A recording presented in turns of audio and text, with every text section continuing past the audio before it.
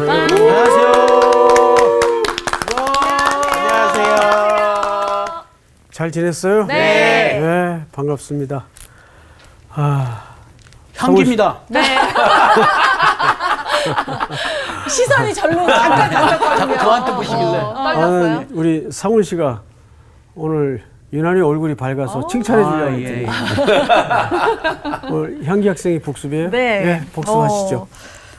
이제 지난 시간, 지지난 시간 이제 몇 주 동안 이 사두개인들, 바리새인, 서기관들이 예수님을 이렇게 옆에서 깐족깐족 시험하는 그런 부분을 배웠어요. 근데 이제 예수님께서 이제 제자들과 무리에게 이제 말씀하여 이르시되로 시작하면서 이제 화 있을진저, 그게 바로 화가 재앙을 뜻하는 건데 그 부분이 총 7개가 나와요. 그런데 이제 요 사이에 보면은 14절에 없음이 나오는데 그 부분 이제 다른 누가복음이나 마가복음에 있는 걸 이렇게 데려와서 보면은 8가지의 재앙이거든요. 근데 마태복음을 잘 보면은 시작을 8복으로 했어요. 근데 이제 거의 끝마무리를 지금 8저주를 하고 계시는데 이제 이 중에서도 이제 7가지 나와 있는 것 중에 앞에 3개는 이 서기관과 바리새인들이 이제 이 사람들에게 끼치는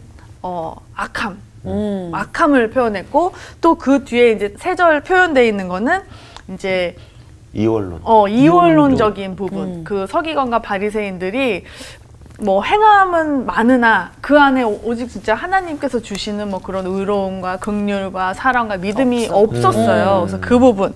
그리고 이제 마지막에 한 그 재앙은 예수님과 제자들을 핍박하는 부분을 이제 하나님께서 이제 재앙을 표시하셨는데, 여기서 보면 계속 서기관과 바리새인들아 얘기하시니까 약간 우리는 역시 그 사람들 말이야 이렇게 했는데, 잘 생각해 보면 지금 우리 현재 이제 교회와 우리의 모습들을 사실 표현하고 계시는 거거든요. 근데 제가 이제 마지막으로 그때 말씀하셨던 것 중에 되게 마음에 와닿았던 게 뭐냐면, 마태복음 이제 5장 20절에 보면은 너희가 서기관과 바리새인보다 더 낫지 못하면 결코 천국에 들어가지 못한다. 그래서 그 사람들보다 어떻게 하면 내가 나아질 수가 있지? 우리는 우리의 의가 나아질 수가 없어요. 예수 그리스도, 오직 예수 그리스도의 그 의의 옷을 입었을 때 저희가 그들보다 나아질 수 있는 거거든요. 그래서 결론적으로는 사실 앞에 복이 있고 뒤에 재앙이 있었지만, 재앙이 있는 우리에게 예수 그리스도의 의의 옷을 입었을 땐 팔복의 길로 갈 수 있다. 그런 거를 표현해 주셨던 지난 시간이었습니다. 와. 브라보. 인정. 잘한다. 인정. 너무 잘 하셨어요. 그러니까 마태복음을 이해하는 전체 구조는 의외로 쉽습니다. 자, 방금 복습 속에도 얘기했지만 마태복음은 사실상 8복으로 시작을 해요. 이것이 5, 6, 7장에 걸쳐 나오죠. 네. 그 중에 5장 20절에 보면 너희의 의가 누구보다 서기관과 바리새인들의 의보다 낫지 아니하면 하나님의 나라에 들어갈 수 없다. 무언 재주로 우리가 그들의 의보다 그 의 대 의로 경쟁을 하라는 얘기일까? 그 얘기가 아니란 말이에요. 그러면서 마태복음은 8개의 저주로 마무리가 되는 듯 보여집니다. 근데 이 속에서 마지막 8번째 화가 뭐였어요? 예수 그리스도와 제자들에 대한 핍박이죠. 네. 예. 그래서 결국 이 얘기 속에 서기관과 바리새인들처럼 심판 아래 놓여 있을 수밖에 없었던 우리들을 위해서 예수님이 죽으심으로써 우리를 팔복의 길로 문을 열어놓으신다는 뜻입니다. 그 의의 옷을 입어야 우리가 복된 자로서 행로를 걸어갈 수가 있다는 얘기가 사실상 마태복음 전체의 중요한 허리 같은 구조예요. 그러니까 결국 마태가 말하고 또 강조하고 싶은 것은 서기관 또 바리새인들이 또 다른 누가 아니라 우리의 모습이었어요. 그래서 이 8가지의 저주 속에 우리가 3 덩어리로 나누어서 방금 말씀하신 것처럼 그 화의 내용을 보았죠. 오늘 수업 마태복음 69강 세상 끝의 징조 1. 자, 이제 오늘은 그 다음 이야기를, 그러니까 이게 다 맥락 속에서 읽어야만 되는 본문이기 때문에 우리 광우 학생부터. 예수께서 감람산 위에 앉으셨을 때에 제자들이 조용히 와서 이르되 우리에게 이르소서 어느 때에 이런 일이 있겠사오며 또 주의 임하심과 세상 끝에는 무슨 징조가 있사오리이까. 예수께서 대답하여 이르시되 너희가 사람의 미혹을 받지 않도록 주의하라. 많은 사람이 내 이름으로 와서 이르되 나는 그리스도라 하여 많은 사람을 미혹하리라. 난리와 난리 소문을 듣겠으나 너희는 삼가 두려워하지 말라. 이런 일이 있어야 하되 아직 끝은 아니니라.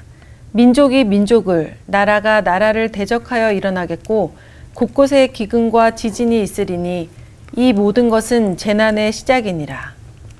그때 사람들이 너희를 환난에 넘겨주겠으며 너희를 죽이리니 너희가 내 이름 때문에 모든 민족에게 미움을 받으리라. 그때 많은 사람이 실족하게 되어 서로 잡아주고 서로 미워하겠으며 거짓 선지자가 많이 일어나 많은 사람을 미혹하겠으며 불법이 성함으로 많은 사람의 사랑이 식어지리라. 그러나 끝까지 견디는 자는 구원을 얻으리라. 이 천국 복음이 모든 민족에게 증언되기 위하여 온 세상에 전파되리니 그제야 끝이 오리라. 아멘. 네. 퍼펙트. 한 번도 틀리지 않고 잘 읽었어요. 자, 그런데 1절, 2절을 왜 안 읽었을까? 자, 1절, 2절을 제가 읽으려고 건너뛴 겁니다. 제가 좀 읽겠습니다. 예수께서 성전에서 나가서 가실 때에 그랬어요. 근데 제자들이 이때 묻죠. 예수님에게. 질문을 한번 들어볼까요? 제자들이 성전 건물들을 가리켜 보이려고 나오니 대답하여 이르시되 너희가 이 모든 것을 보지 못하느냐? 내가 진실로 너희에게 이르노니 돌 하나도 돌 위에 남지 않고 다 무너뜨려 지리라. 이렇게 돼 있어요. 근데 마태복음파는 조금 설명이 축약됐습니다. 그래서 우리가 마가복음으로 한번 건너가 볼까요? 12장. 뒤에 보시면 맨 끝쪽에 과부의 이야기가 등장을 하죠. 네. 42절을 볼까요? 한 가난한 과부는 와서 두 렙돈 한 고드란트를 넣었다. 자, 뭐 너무 잘 아는 내용이니까 좀 그냥 지나가십시다. 구두로 설명을 좀 들어보세요. 네. 지금 성전 앞에서 벌어진 일인데 들어가다가 우리도 예배당 들어가기 전에 헌금함이 있겠죠. 이 당시에도 헌금함이 있었어요. 근데 이 성전은 어떤 성전인가 하면 별명이 붙여진 성전이죠. 헤롯 성전이에요. 그러면 어느 왕 시대에 지었다는 얘기가 되죠. 헤롯 왕 시대에 헤롯의 주도하에 건축이 된 성전이에요. 거기엔 좀 이렇게 정치적인 맥락이 있습니다. 종교적인 맥락에서 건축이 된 게 아니고 정치적인 맥락에서 이해를 해야 됩니다. 우선 왜 이것을 헤롯 성전이라고 하냐 하면 당연히 분봉왕 헤롯 때 건축했기 때문에 헤롯이지만 헤롯이 이것을 건축한 이유가 있어요. 헤롯은 에돔의 피를 가진 왕입니다. 그러다 보니까 정통성의 시비가 늘 붙어 있었어요. 그러니까 정치하는 사람들의 마음이라는 건 그때나 지금이나 항상 이 정통성의 시비가 우리나라 근현대사에도 그런 경우가 있었죠. 구테타로 정권을 잡고 이런 일들 때문에. 그러니까 항상 유대 백성들에게 시비가 일어난 겁니다. 저 에돔의 후손인데 왕의 입장에서는 그래도 나라를 경영해야 되는데 백성들의 민심이 잡히질 않으니까 민심, 뭐 요즘 표현으로 얘기하자면 표가 되는 일이라면 뭐라도 하는 거예요. 네. 그 유대인들이 뭐가 강하죠? 종교성이 강하단 말이에요. 네. 이 사람들에게 성전을 지어줘야 되겠다. 그러면 민심이 좀 나를 지지해주지 않을까 해서 이게 이제 예루살렘이라면 전체의 4분의 1가량 해당하는 땅에다가 어마어마한 규모죠. 예루살렘이 작기는 하지만 이걸 로마 정부의 허락을 받아요. 여기다가 이 정치를 위해서 편안한 정치를 위해서 이 유대 민족에게 성전을 지어주는 게 좋겠습니다 해서 허락을 받아요. 그러니까 종교에 관한 문제는 로마가 관대한 정책을 폈으니까 그렇게 해라. 그러면 여기 뭐가 들어갈까요? 돈, 노동력. 노동력 이런 것들이 들어갈 수밖에 없어요. 그러면 이 돈이 다 어디서 나와요? 백성들. 백성들에게서 걷는 겁니다. 세리들을 통해서 종교 지도자들을 통해서 동료가 일어나고 뭐 예를 들면 자 우리가 지금 하나님의 성전을 짓는데 여러분 건축한 쥐어 짜는 거예요. 네. 그 지금 그 성전이에요. 쭉 예배자들이 성전 헌금함에다가 돈을 땡그랑 넣고 들어가요. 그때 거기에 예수님이 제자들과 함께 그 광경을 목도하고 계시는 겁니다. 네. 근데 과부 하나가 두렙돈, 그러니까 아주 작은 액수입니다. 저녁 한 끼 먹고는 손 털 수밖에 없는 그게 전부예요. 이 과부의 전 재산이에요. 그거 내고 나면 과부는 오늘 저녁 굶어야 돼요. 그런데 과부가 그 자기 전 재산을 거기다 집어넣는 거예요. 그걸 예수님이 보셨어요. 그 예수님이 이야 이 여자 신앙이 최고다. 그 어려운 가운데서도 굶고서라도 하나님 앞에 헌금을 내는구나. 부자들 너희들 좀 더 내야 되지 않겠냐. 이렇게 이 본문을 악용하는 사례들이 굉장히 많아요. 아이고. 예. 뭐 교육관 건축을 앞에 두었다든지 예배당 건축을 앞에 두었다든지 했을 때 이 본문보다 더 설득력 있는 본문이 없어요. 아주 유익한. 이 본문은 그런 쪽의 시각을 갖고 있지 않습니다. 예수님의 여기 참된 의도는 그런 상황에서 이 저녁을 굶고서라도 내지 않으면 안 되게끔 몰아간 사회적 분위기. 종교적 상황을 고발하는 내용이에요. 여러분 그래서 이걸 어떤 맥락에서 읽어야 되냐 하면 38절을 보실까요? 우리 성훈 학생 한번 읽어보세요. 예수께서 가르치실 때에 이르시되 긴 옷을 입고 다니는 것과 시장에서 문안받는 것과 회당의 높은 자리와 잔치의 윗자리를 원하는 서기관들을 삼가라. 이거 누가 등장하죠? 서기관들을 삼가라. 네.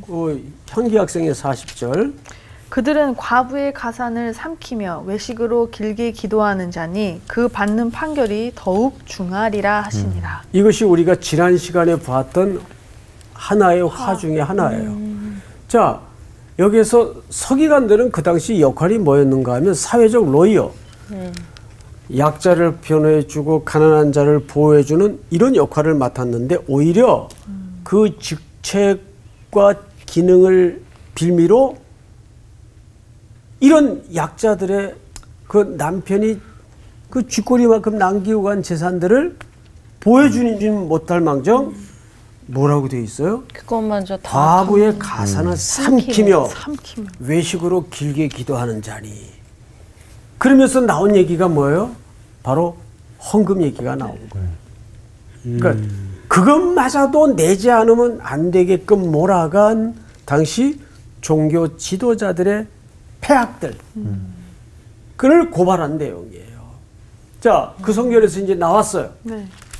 몇 절을 보시냐면 13장을 보세요. 13장. 우리 저기 수희 학생 한번 읽어보세요. 1절. 예수께서 성전에서 나가실 때 제자 중 하나가 이르되 선생님이여 보소서 이 돌들이 어떠하며 이 건물들이 어떠하니까. 자, 멈추고 갑시다. 자, 이제 상황을 좀 잘 이해하셔야 돼요. 예수님은 차치하고라도 예수님을 지금 따르는 무리들은 전부 어디 출신이에요? 나사렛? 아니지. 나사렛. 갈릴리 출신들 아니에요, 대부분이. 네. 갈릴리에서 네네. 고기 잡던 사람들. 네네. 뭐 그러다가 이제 선생님 따라서 수도 서울로 이제 나들이 온 거예요, 지금. 네. 네? 서울 나들. 그런데 성전을 봤는데 한창 지어져 가고 있는데 돌 하나가 어마어마해요. 여러분 실제 예루살렘에 한번 가보면 저녁 무렵에 해가 질 때 그 황금 돔과 하얀 건물로 지어진 그 예루살렘 성을 보면요 신비스러울 정도로 찬란해요. 근데 선생님 저는 이걸 읽으면서 갑자기 제자들이 이 돌들이 어떠하냐 이렇게 물어본 게 되게 뜬금없다 이런 생각이 들었거든요. 지금 그 얘기 하려고 하는 거예요. 너 되게 아니. 뜬금없다. 그러면 제자들이 그런 건물을 보고 네. 시골 사람들. 이거는 다 이게 죄 덩어리야 이랬겠어요? 아니죠. 되게 막 대당하게 좋아. 봤겠죠. 지금 내가 그 얘기를 하려고 하는 거예요. 예? 제자들의 질문을 잘 다시 보세요. 이 돌들이 어떠하며 이 건물이 어떻습니까? 그러니까 눈이 휘둥그레져가지고 우와. 서울역 처음 도착해가지고 대우 빌딩 본 거죠. 앞에. 예, 그런 것처럼. 이거 알면 좀 나이 있는 거다. 옛날에 서울역에 내리면 대우 빌딩밖에 없었잖아요. 네. 7, 80년대. 젊은 사람들 모르거든요. 모르죠. 네. 옛날 사람. 알아들은 사람. 전 남대문. 똑같은 옛날 사람이에요. 자, 그때 예수님의 대답을 마저 읽어보세요. 2절. 예수께서 이르시되 내가 이 큰 건물들을 보느냐 돌 하나도 돌 위에 남지 않고 다 무너뜨려지리라 하시니라. 이 말을 제자들이 들었을 때 어떤 느낌이었을까? 우리 광호 학생. 무슨 얘기지? 뭐지? 이랬을 것 같아요. 아니, 충격이죠. 이렇게 네. 튼튼하게 어마어마하게 그러니까. 지어졌는데 왜 충격이죠. 왜? 뭐 이런 거. 자, 그런데 그 충격의 이유가 3절부터 시작이 됩니다. 제가 읽겠습니다. 네. 예수께서 감람산에서 성전을 마주 대하여 앉으셨을 때에 베드로와 야고보와 요한과 안드레가 조용히 묻되 우리에게 이루소서 어느 때에 이런 일이 있겠사오며 이 모든 일이 이루어지려 할 때 무슨 징조가 있사오리까? 자, 여러분. 그럼 제자들은 지금 돌 위에 돌 하나도 남기지 않고 무너뜨려지리라는 이 말을 뭘로 알아들었을까요? 이게 이제 그냥 말 정권이 그대로. 바뀐다. 그렇지, 그렇게 알아들었을 수 있어. 정권이 바뀐다. 아니 이게 이제 예수님이 이제 출격한다. 약간 이렇게. 그냥 그말 그대로 받아들였을 것 같아. 그럴까요? 여러분, 이걸 지금 뭐 시간이 얼마 안 남았는데 이게 좀 우리가 다루면 엉뚱한 얘기해서 지금 답답하신가요? 엉뚱한 얘기는 다 자를 거예요. 자, 잘 보세요. 성전이라는 것은 유대인들에게 어떤 공간이냐면 작은 우주예요. 성전에서 삶이 시작이 되고 여기서 다 끝이 나요. 그리고 그들이 평생 이 성전 한번 밟아보는 게 꿈이잖아요. 이건 하나의 작은 우주예요. 근데 지금 그게 무너진다 그러잖아. 그럼 뭘 생각했겠어요? 자꾸 아만 하지 말고 요즘 아는 아이스 커피를 줄여서 무슨 생각을 했겠어요, 제자들이? 종말을 생각한 거예요. 네.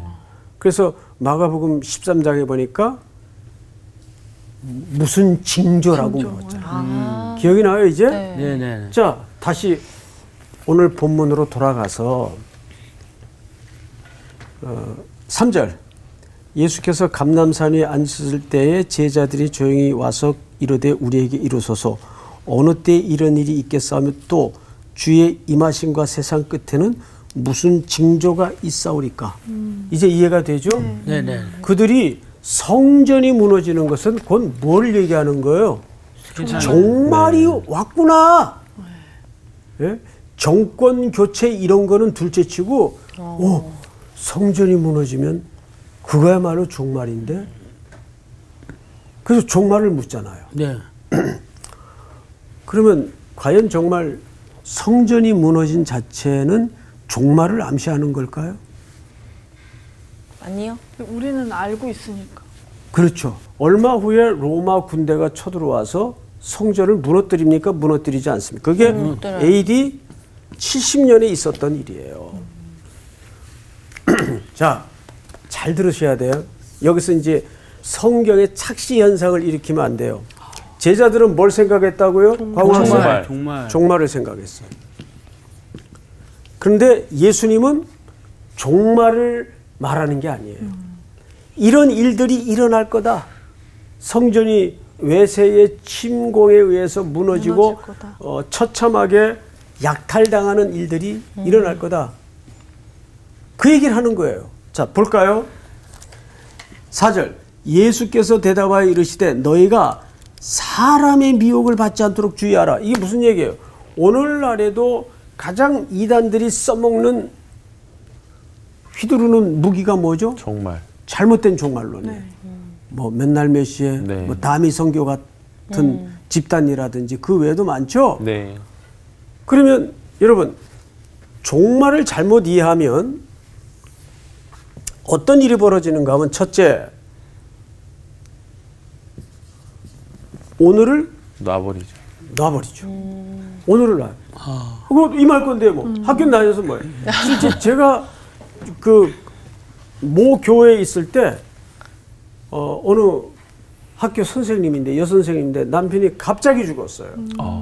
너무 쇼킹한 사건이었어요. 트럭에 그냥 갑자기 돌아가셨어요. 그러니까 아내 입장에서 얼마나 아들 하나밖에 초등학교 3학년짜리 하나밖에 없는데 살 길도 막막하고 뭐 생계보다도 충격이 너무 크죠. 이단에 빠졌어요. 이단에. 그래가지고 전세 다 빼고 애 학교 다 그만두게 하고 돈 다 갖다 주고 다 바치고 글로 들어간 거예요. 이제 곧 끝날 텐데 뭐 미래나 담보하자 해가지고. 그러니까 오늘을 놔버려요. 가장 중요한 현상이. 그리고 두 번째 나타나는 현상이 뭘까요? 잘못된 종말론에 빠지면. 우리 광호 학생. 네. 잘 모르겠습니다. 누가 한번 얘기해 보세요. 두 번째 나타나는 현상이 뭘까요? 가족도 버리고 관계가 다 깨지나? 오늘을 놔버리면서 비윤리적이 돼요. 방금 가족 얘기를 했죠. 막 살게 되는 거. 그렇지. 가족관계 다 의미 없고, 그래서 항상 보편적 윤리를 가르치지 않는 집단은 이단으로 봐도 틀림이 없습니다. 비윤리적이 돼요. 뭐 신천지 같은 경우가 얼마나 비윤리적인 집단입니까? 그렇잖아요. 네. 그러니까 성서학당 막 게시판에 이상한 댓글 달리는 거 보면 거의 그쪽 사람들이라고 봐도 틀리지 않을 것 같아요. 말도 안 되는 얘기 막 써놓더라고요. 밑에 보니까. 그러니까 지금 예수님이 성전 건물을 그것도 가리키면서 돌 위에 돌 하나도 남기지 않겠다. 그러니까 제자들은 대번 뭘로 이해했다고요? 정말. 세상 끝이 왔구나. 그럼 무슨 징조가 있겠습니까? 이렇게 물은 거예요. 그런데 예수님은 그 얘기를 한 게 아니라 5절 많은 사람이 내 이름으로 와서 이르되 나는 그리스도라 하여 많은 사람을 미혹하리라.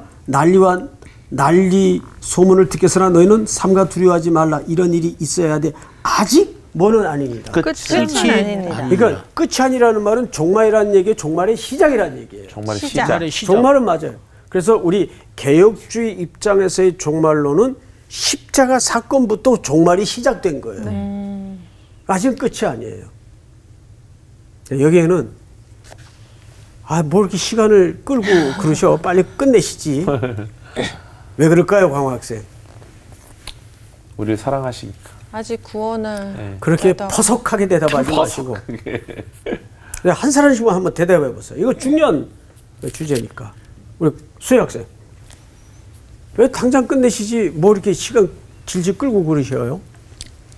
아직 복음을 듣고 구원할 자가 많이 옳지. 남아있기 때문에 옳지. 네. 마지막 한 명이라도 뭐 같은 얘기고 다른 얘기 살짝 묻어가려고 그러는데 우리 사훈 학생 뭔가 나올 것 같아. 나올 것 같아요. 안 나올 것 같습니다. 그래도 한번 대답해 보세요. 14만 4천 명. 뭐 뭐야? 그 의미를 잘 생각해봐요. 아이고. 그리고 또 믿는 자들로 하여금 하나님의 이제 시간을 주심으로 인해서 우리가 더 성화의 과정을 거치고 하나님 닮아가는 그 과정을 걷잖아요. 그렇지. 그 기간을 여러분들이 이미 오랜 성사학당 강의를 통해서 답을 다 지금 얘기했어요. 그러니까 공부가 이게 다 빠져나가는 것 같지만 우리 속에 남아요. 네, 크게 두 가지인데 저희는 콩나물. 정확하게 첫 번째는 복음을 들어야 될 자들이 아직도 남아있기 때문이에요. 제가 이제 지난주에 시리아 난민들이 원래는 레바논으로 다 넘어와서 난민촌을 이루고 있었어요. 근데 그 난민들이 이제 거기마저도 있기가 힘드니까 어디로 넘어갔는가 하면 그리스 쪽으로 넘어갔어요. 근데 저는 난민들은 그냥 뭐 먹을 거 없어서 진짜 전쟁의 포화 속에 쫓겨온 사람들만 난민인 줄 알았어요. 거기에는 정치적인 박해를 피해서 도망온 사람들, 뭐 여러 가지 사연의 난민들이 많더라고요. 그래서 이런 숲속에 그 난민들을 우리 그 캠프 안에 못 들어가니까 전부 약속을 해가지고 그 숲 근처에 넓은데 그 난민들이 한 50여 명 나왔어요. 아프가니스탄, 또 페르시아, 그 이란 사람들, 이란에서 나온 난민들, 또 시리아에서 나온 난민들. 이렇게 해서 이제 예배가 진행이 되고 좀 기도가 드려지는데 네 나라 말로 번역이 되는 거예요. 한국말, 영어, 영어에서 페르시아어, 페르시아에서 아프가니스탄어 이런 식으로. 그러면서 깜짝 놀랐던 것은 하나님께서 지금 중동 쪽에 어마어마한 문을 열고 계세요. 그런 과정들을 통해서. 그러니까 아직도 복음을 들어야 될 자들이 있어요, 없어요? 아주 많죠. 너무 많은 거예요. 네. 뭐 여기뿐만이 아니에요. 네. 우크라이나 전쟁의 결과를 통해서 쏟아져 나오는 난민들에게 복음이 들어가는데 그 열매들이라는 게 어마어마해요. 그리고 또 하나 주제가 뭐냐면 방금 우리 두 자매가 얘기했던 것처럼 왜 이미 종말은 시작이 되었는데 아직 already not yet 아직 아니냐? 이유가 있어요. 초림의 예수가 오셔서 뭘 약속하고 가셨죠? 다시 오실 걸 약속하고 가셨어요. 이제 그 사이에 끼어 있어요, 우리가. 그럼 그 사이에 우리는 첫째는 땅 끝까지 복음이 증거가 돼야 되고, 네. 두 번째는 우리가 벌거벗은 몸으로 주의 나라에 가기를 원치 않으시고 그 기간을 통해서 우리의 내면과 성장과 성숙을 통해서 어떻게 되기를 원하는 거죠? 성화되 그리스도를 닮아가면서 제자. 우리가 자라기를 원하는 거예요. 그러니까 우리 이제 신학교 같은 경우에는 거의가 무시험이란다. 무감독 시험을 쳐요. 그러면 들어와서 이제 자 기도합시다. 그리고 이제 시험지 다 나눠주고 선생님은 나가죠. 그리고 딱 1시간 있다가 들어와서 뭐 할까요? 걷어가죠. 걷어가기. 그렇죠. 네. 시험지 걷어가서 이제 채점하는 거예요. 그러면 예수님이 다시 오신다고 약속하셨을 때는 뭐 하러 오실까요? 시험지거든. 채점. 어떻게 해? 예? 잘 썼어야 되는데. 그렇죠. 네. 시험지고 들어오시는 거예요. 자, 그러면 더 중요한 얘기가 남아 있어요.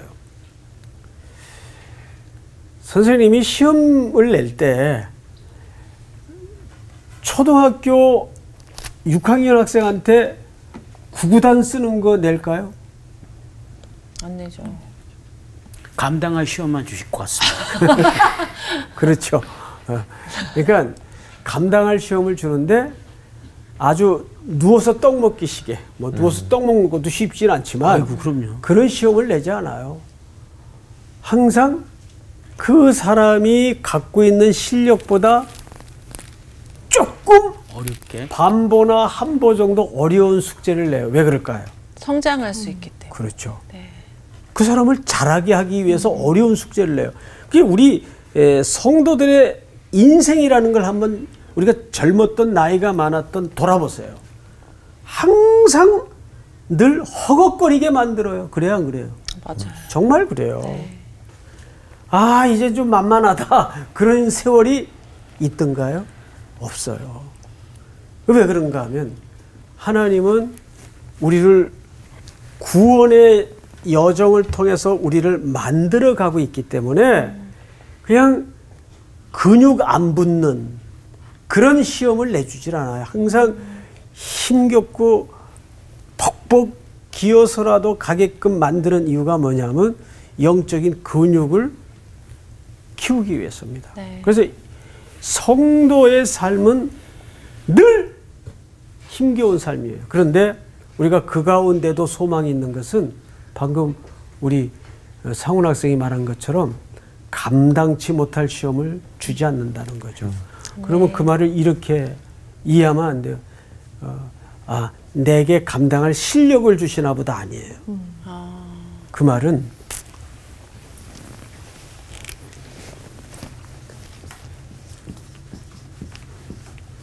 이 의지라는 말은 I will이 아니라 그분을 의지하는 법을 배우게 만들어요. 그러니까 인생은 전부 이 싸움이에요. 네. 네 힘으로 살래, 내 힘으로 살래, 늘 그 기로에 우리를 세워요. 네. 그래서 성화라는 것은 스스로 거룩해질 수 없다. 그렇죠. 없다는 걸 성화라는 인정하는 것은 거죠. 우리가 개발되는 싸움이 아니고 우리가 이게 하나하나씩 키가 그러니까 눈금이 자라는 싸움이 아니라 결국은 이 성화라는 것은 얼마나 철저하게 하나님을 의지하는 법을 배우는가가 성화의 꽃이라는 것을 잊어서는 안 됩니다. 네. 그래서 우리가 이렇게 정리하십시다.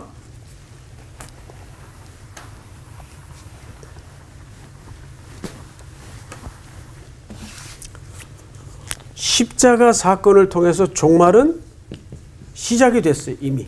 그렇죠?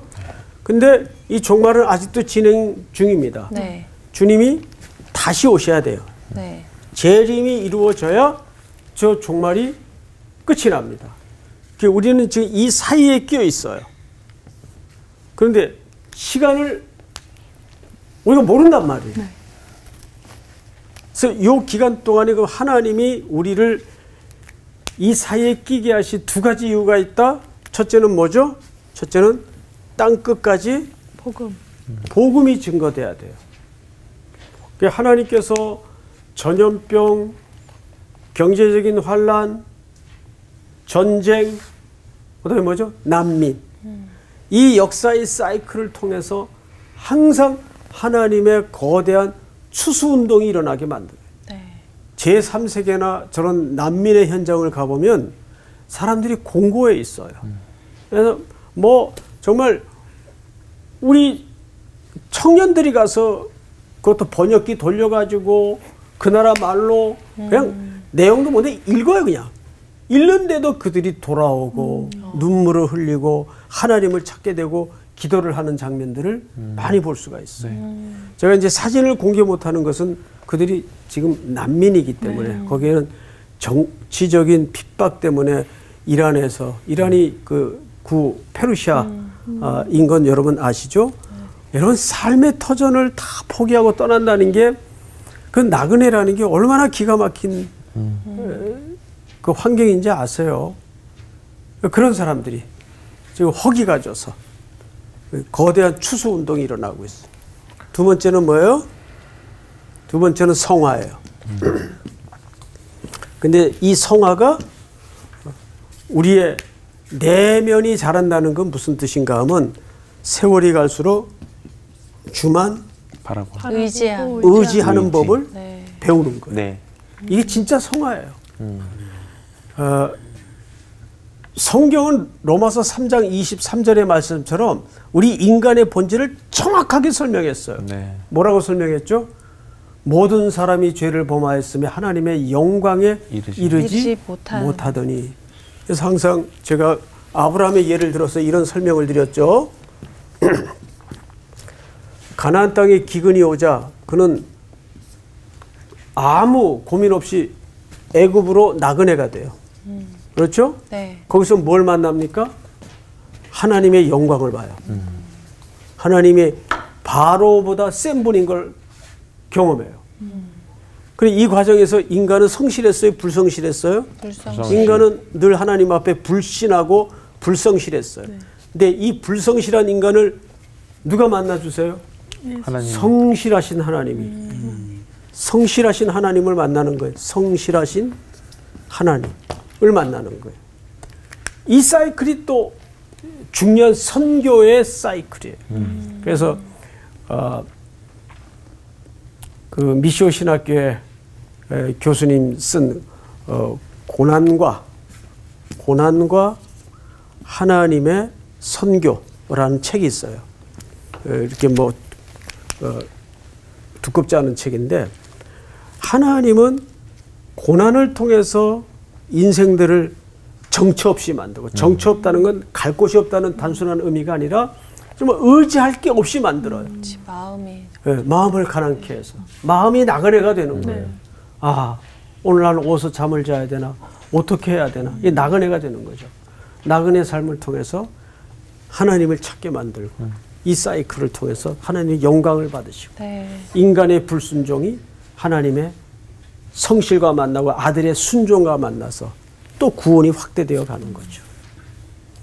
그러니까 우리가 이 사이에 그 가짜 메시아, 가짜 종말론에 속지 말고 오늘을 성실하게 살아내는 저와 여러분들이 되었으면 좋겠습니다.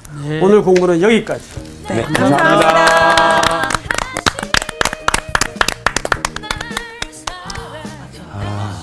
정말 늘 우리가 하나님만 바라보고 의지하는 싸움을 매일매일 하고 맞아요. 있잖아요. 하고 있어요. 해야 되는데 하고 근데 저는 되게 선생님 자주 얘기하셨던 말씀인데 하나님이 우리에게 내 힘으로 살래, 네 힘으로 살래 이거.